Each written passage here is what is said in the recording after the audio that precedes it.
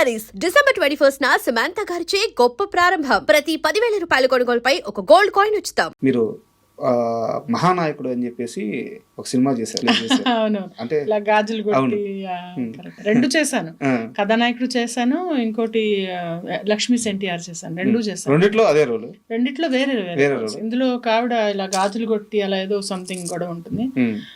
అదేంటంటే రౌడీలు ఇలా వెళ్ళి కుర్చీలు లాగేసి ఎవరు ఇట్లా చేసింది అని చెప్పి ఆయన్ని కొట్టి అని బయటకు లాగి కొట్టి అమ్మ కొట్టి కొట్టి పెట్టారు. చాలా అసలు అది కట్టు చెప్పిన 2 నిమిషాలు అరుచుకుంటూనే ఉన్నారు అందరూ. ఆ గోలలో అర్థం కాదనమాట ఒక్కోసారి అలాంటి సిచ్యువేషన్ చేసినట్టు. బాలకృష్ణ గారి మొహం మీదకి వెళ్ళి ఇట్లా గాజులు పగలు కొట్టి ఆ సీన్ చేస్తున్నప్పుడు భయపడలేదా? భయపడుతుంటే ఆయన వచ్చి నువ్వు వచ్చి ఉమ్మాయమ్మా బా ఆయన చెప్పారు, ఇది ప్రామిస్, ఇట్లా వచ్చి నువ్వు పర్లేదు, ఎందుకంటే నాన్నగారి మీద అలా చేశారు, అప్పుడు నువ్వు వచ్చి చెయ్యి, ఇలా అలా నువ్వు భయపడుతూ చేస్తే సీను సరిగా రాదు, వచ్చి ఇలా అంటే ఇంకా ఆయన మీద ఇలా వెళ్ళి ఇలా కొట్టి, ఇద్దరు ఉంటాం ఆర్టిస్ట్లో, ఇలా పెట్టి చేసి మాట్లాడి అదంతా. కృషి గారు చాలా బాగా చేశారు అది. నిజం అసెంబ్లీకి వెళ్ళి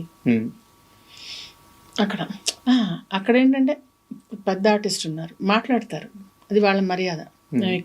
నేను ఇక్కడ ఆగుతా, అది నా మర్యాద, అంతే, మాట్లాడారు కదా అని పక్కన వెళ్ళిపోయి కూర్చొని అసలు అలా చేస్తే వాళ్ళకి ఇష్టపడరు అనమాట వాళ్ళు. అంటే అబ్వియస్లీ అసలు ఛాన్సే లేదు. అసిస్టెంట్స్ వచ్చి చెప్తారు మీరు పక్కన వెళ్ళి కూర్చోండి అని చెప్తారు, వాళ్ళ దాకా రాలేదు. అది అంత పెద్ద ఆర్టిస్ట్ ఆ మాట అన్నాడు మేడం, నేను కింద నుంచి షాక్ లో ఉండిపోయాను. అవునవును అన్నారు, ఈ మాట చెప్పారు. సినిమా కోసమే అఫ్ కోర్స్. వాళ్ళ ఇప్పుడు సీనియర్ ఎన్టీఆర్ గారి మీద అలా చేశారు, సో మీరు అలా చేయండి, మీరు ఎంత చేస్తే ఆ సీన్ అంత బాగా వస్తుంది అని చెప్పారు. మిమ్మల్ని పేరు పెట్టి కూడా పిలిచారంటే మాధవి అంటారు, అంటే గుర్తుపడతారు, కొంతమంది గుర్తుపడతారు. ఇండస్ట్రీలో నిజంగా గుర్తుపట్టినట్టు నటించి పక్కకి వెళ్ళిపోయేవాళ్ళు ఉంటారు. వాళ్ళని ఏం చేద్దాం, మనకి ఎందుకు అవన్నీ పద. Next question. బాలకృష్ణ గారు అంత మనిషి అంత ఫ్రీగా అవసరం లేదు. ఆయన చాలా బాగా ఉంటారు, చాలా బాగా మాట్లాడతారు. అంటే మనం చూసేది ఇంతే కదా, ఇంతలో చాలా బాగా ఉంటారు. మనం ఎలాంటి మనిషి, ఎలాంటి వ్యక్తి అని మనం ఒక థీసెస్ రాయట్లేదు కదా ఆయన మీద, సో మనతో ఉన్నది చూసుకుంటే సరిపోతుంది. అది ఫైనల్ క్వశ్చన్ మేడం, చివరికి వచ్చేసాము. ఓకే, నెక్స్ట్ ఏంటి అంటే సినిమాలు చేస్తున్నారు, సీరియల్స్ చేస్తున్నారు, అండ్ మీ హెల్త్ ముఖ్యం, ఫ్యామిలీ ముఖ్యం. ఎస్. మీ మైండ్ సెట్ ఇప్పుడు ఎలా ఉంది? నెక్స్ట్ రాబోయే 5 ఏళ్ళలో మైండ్ సెట్ ఏంటంటే ఒక 6-7 ఇయర్స్లో నేను సంథింగ్ మంచిగా ఈ మూవీస్ సీరియల్స్ చేస్తాను సరే. ఒక 2 స్క్రిప్ట్స్ ఉన్నాయి నా దగ్గర. ఓకే, ఆ స్క్రిప్ట్స్ని నేను రియలైజ్ చేయాలి, అదొకటి ప్రాజెక్ట్. డైరెక్షన్ కాదు, నేను రాశాను, అది చూడాలి, అది తర్వాత మెటీరియల్. అండ్ దెన్ ఇంకొక ఎస్టాబ్లిష్మెంట్ ఎలా అంటే నేను ఉన్ననాళ్ళు మంచిగా అదే నాకు సంపాదించి పెట్టేలాగా ఒక ఆఫీస్ లేకుంటే ఒక బిజినెస్ లాంటిది ఒకటి స్టార్ట్ చేద్దామని ఆలోచన. Super madam. అండ్ ఫైనల్గా మీరు వెళ్ళేటప్పుడు ఒక పాట పాడించి పంపిమన్నారు. పాటనా? అసలు ఈరోజు నాకు కొంచెం హెడేక్గా ఉంది, అందుకని వచ్చినప్పుడు కొంచెం డల్గా మాట్లాడుతూ ఉండాలి. ఇప్పుడు రాను కొంచెం మాట్లాడాను. తప్పకుండా పాడదాం. ఏం పాట పాడాలి చెప్పండి. మీ హీరో మీ నాని గారి పాట పాడితే ఇంకా హ్యాపీ. నాని గారి పాట అలాగా అన్ని రావు, కొన్నే వచ్చి నాకు. Any song.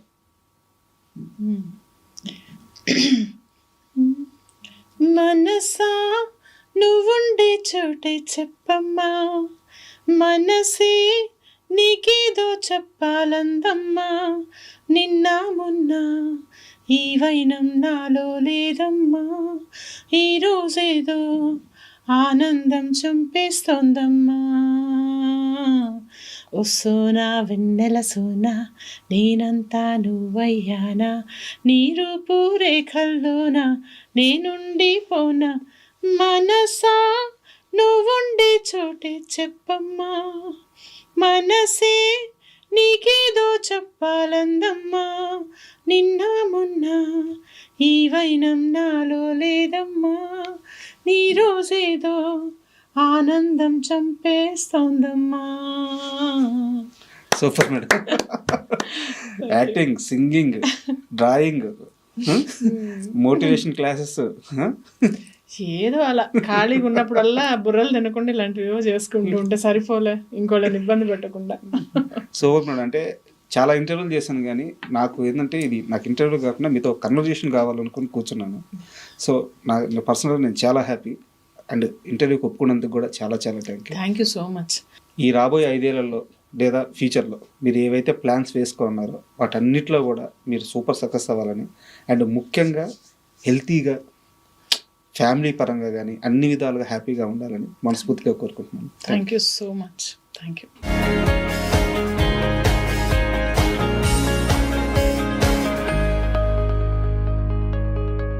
And for more videos, Please subscribe to iDream. Please subscribe to iDream. Please subscribe iDream. And please subscribe to iDream.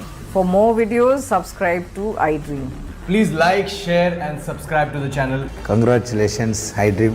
Subscribe to iDream. Subscribe to iDream. So subscribe to iDream Media. iDream ki iDream team andarki huge congratulations. Please subscribe iDream Media. Please subscribe to iDream. Subscribe iDream. Please subscribe to iDream. iDream అంటే నా కళల channel subscribe చేసుకున్న నోరు తిరుగుతలేదు, మీరైతే గంట గుర్తు కొట్టండి. For more such videos, please subscribe to iDream. Subscribe to iDream. Please subscribe to iDream. Please subscribe iDream Media. Please do subscribe to iDream. Please subscribe to iDream Media. For best entertainment and information, please subscribe iDream. And don't forget to subscribe to iDream. ఒక నిరాసక్తి కానీ కనిపిస్తూ ఉంది. నిజంగా మనస్ఫూర్తిగా 100కి 100% industry మీద ప్రేమతోనే continue అవుతున్నారా, ఇక్కడ నుంచి బయటికి వెళ్ళలేక కంటిన్యూ అవుతున్నారా? అంటే అది ఇండస్ట్రీ మీద ప్రేమతోనా లేకుంటే ఇంట్రెస్ట్తోనా అని కాదు. It is like my job. ఒక స్టేట్ బ్యాంక్ ఆఫ్ ఇండియాలో మా ఫాదర్ వర్క్ చేసేవాళ్ళు. ఆయన రిటైర్ అయ్యే వాళ్ళకు వర్క్ చేశారు, రైట్? రిటైర్ అయ్యే వరకు వర్క్ చేసుకుంటూ వెళ్ళారు.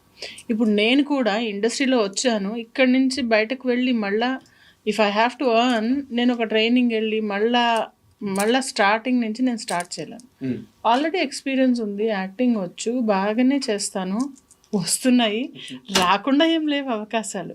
మనం అనుకున్నవి రావు, అంతే కదా. ఇప్పుడు సపోజ్ మీరు ఒక 50,000 జీతం కావాలనుకుంటారు, మీకు 20,000 వస్తుండొచ్చు. కానీ అలా అని మీరు 20,000 తెచ్చుకోవడం మానరే, 50,000 కోసం ట్రై చేస్తూ ఉంటారు. సిమిలర్గా నాకు పెద్ద రోల్స్ కావాలి, పెద్ద టైటిల్ కార్డ్ రోల్ కావాలి అని ప్రతి ఒక్కళ్ళకు ఉంటుంది, ప్రతి ఆర్టిస్ట్కి ఉంటుంది. కానీ అక్కడ దాకా రావడం అనేది ఒక journey. It's a very long journey. So I'm in the process and I'm still doing it. నాకు డిసింట్రెస్ట్ లేదు. కొన్ని అంశాల పట్ల డిసింట్రెస్ట్ ఉంది. అంటే డిసింట్రెస్ట్ అంటే కొన్ని అంశాల పట్ల నాకు డిసప్పాయింట్మెంట్ ఉంది. డిసింట్రెస్ట్ కాదు, డిసప్పాయింట్మెంట్ ఉంది. అవి కంప్లైంట్ కూడా చేయనండి నేను, ఎందుకంటే ఎవరు వింటారు కంప్లైంట్స్? ఎవరు దాన్ని సరి చేయాలి? ఇదే ఒక స్ట్రక్చర్ ఉండే ఇండస్ట్రీ కాదు కదా. This is the only place where మొత్తం సిస్టమాటిక్గా ఉంటుంది, అలానే లేకుండా కూడా ఉంటుంది. సో ఫనీ థింగ్, కానీ ఐ డోంట్ రిఫార్మ్ ఎనీథింగ్. నా దగ్గర వచ్చినవి, నా దగ్గర ఉన్నవి, నా చుట్టుపక్కల ఉన్నవి చూసుకుంటూ, నా ఇల్లు చూసుకుంటూ నేను ముందుకెళ్ళిపోతే ఐఎమ్ హ్యాపీ. అంటే ఇండస్ట్రీలో 2 రకాల ఆర్టిస్టులు ఉంటారు మేడం. అంటే నేను చెప్పేది టైర్ 1 హీరోల దగ్గర నుంచి జూనియర్ ఆర్టిస్టుల వరకు ఎవరైనా సరే 2 రకాల ఆర్టిస్టులు ఉంటారు. సినిమానే జీవితం, సినిమానే ప్రాణం, ఇది లేకపోతే బతకలేమనే వాళ్ళు ఒకరు. ఇంకొకరు ఇది నా ప్రొఫెషన్, ఇక్కడ అవకాశాలు ఉన్నంత వరకు చేస్తాను, తర్వాత చల్తా, ఏదైతే అది అవుద్ది. దీంట్లో మిర్చి మాధవి ఏ రకం? Second type. ఇది ప్రాణం, ఇది నా సర్వస్వం, ఇది నా ఇది అని నేను అసలు అంత దేన్ని అనుకోను సార్.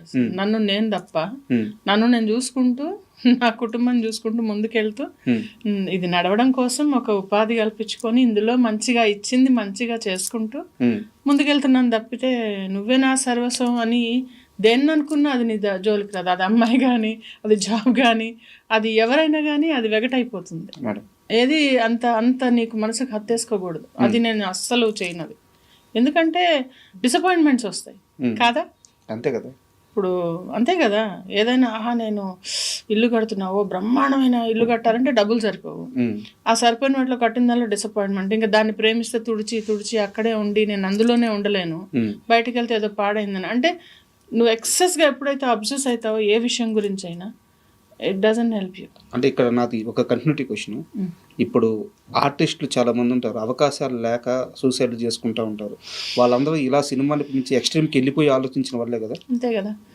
అది ఆర్టిస్ట్లే కాదు, ఎగ్జామ్స్ ఫెయిల్ అయ్యి ఎగ్జామ్స్లో చేసిన వాళ్ళు, లవ్లో ఫెయిల్ అయిన వాళ్ళు, ఆ సూసైడల్ టెండెన్సీ అనేది ఒక డిఫరెంట్ ఎమోషనల్ హెల్త్ గురించి అదొక సెపరేట్ టాపిక్. అంటే అలాంటి వాళ్ళు ఎందులో ఉన్నా సెన్సిటివ్గా ఉంటారు, హైపర్ సెన్సిటివ్గా ఉంటారు, వాళ్ళు తట్టుకోలేరు. అదే చెప్పటం, డిసప్పాయింట్మెంట్ తట్టుకోలేరు. ఎప్పుడైతే నువ్వు ఎక్స్పెక్టేషన్స్ ఇక్కడ పెట్టుకున్నావో అక్కడ దాకా రాలేదనుకోండి, ఇట్ విల్ బి టోటలీ ఒక రాంగ్ ప్లేస్లో ఉన్నట్టు మనం కదా. సో టఫ్ థింగ్స్ ఉన్నాయా, నువ్వు టఫ్గా ఉన్నావా, అదే. అండ్ మీ యూట్యూబ్ ఛానల్ చూస్తే మేడం కొన్ని షార్ట్స్ పోస్ట్ చేస్తూ ఉంటారు మీరు, చాలా అద్భుతంగా ఉంటాయి, మోటివేషనల్ స్పీకింగ్ లాగా, అంటే ఇన్స్పిరేషన్ కలిగించేలాగా ఉంటాయి. మీరు దానికి తగ్గ చదువు కూడా చదువున్నారు. నాకు నాకు తెలియదు అది ఏదో. నేను చదువుకున్నాను, పోస్ట్ గ్రాడ్యుయేషన్ అయింది, నేను సర్టిఫికేషన్స్ చేశాను. అంటే నేను ట్రైనర్ చేశాను అనమాట, సాఫ్ట్ స్కిల్స్ కార్పొరేట్ ట్రైనర్ అనమాట.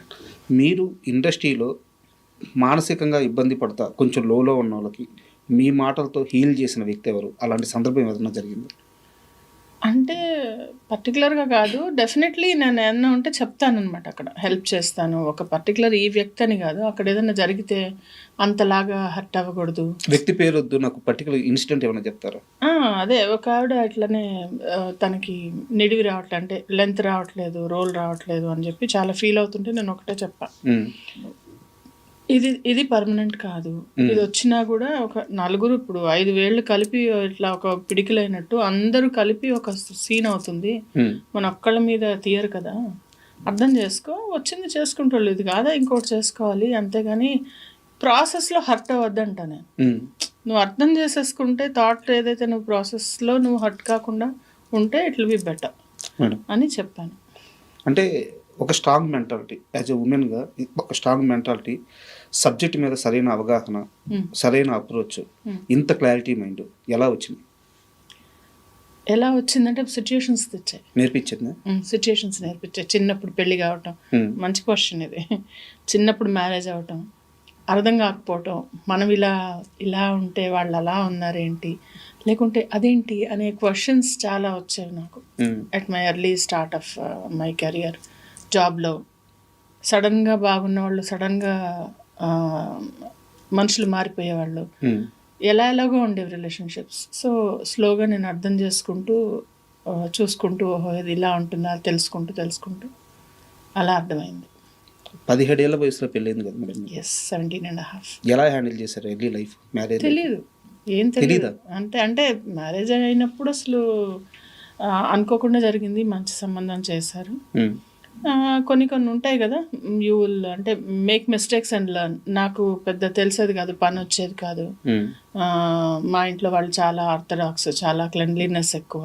నాకేం వచ్చేది కాదు, ఏం చేయడం వచ్చేది కాదు, వంట వచ్చేది కాదు, ఏం రాదు అసలు. జాబ్ చేసుకునేదాన్ని, వచ్చేదాన్ని, అలా ఉండేదాన్ని. తర్వాత చిన్నగా ఒక 4-5 ఏళ్ళు పట్టింది నాకు అది మళ్ళా తిప్పుకొని సరిగ్గా సెట్ అవ్వడానికి. అంటే వంట గురించి ప్రస్తావన తీసుకొచ్చారు కాబట్టి ఒక క్వశ్చన్, ఒక స్టార్ హీరోతో పులిహోర కలిపించారంట మీరు? కలిపించలే, ఏం లేదు. నేను తీసుకెళ్ళింది అందరికి ఇస్తాను యాక్చువల్లీ. తర్వాత వంటలు బాగా చేస్తాను. నేను అంతా క్యారీ చేసుకుంటాను. అంటే నాకు ఫుడ్ కొంచెం ప్రాబ్లం వల్ల, గ్యాస్ట్రైటిస్ వల్ల నేను ఇంటి నుంచి ఫుడ్ క్యారీ చేస్తాను. సో ఆ క్యారీ చేసింది అందరికి ఇస్తాను అనమాట. అయితే తను ఎలా చేశారు, బాగుంది అని చెప్పారు. ఎవరా హీరో? వద్దు, పేర్లు వద్దు, మళ్ళీ మీకు తమ్నైల్స్ తీసుకుంటారు, దండం మీకు.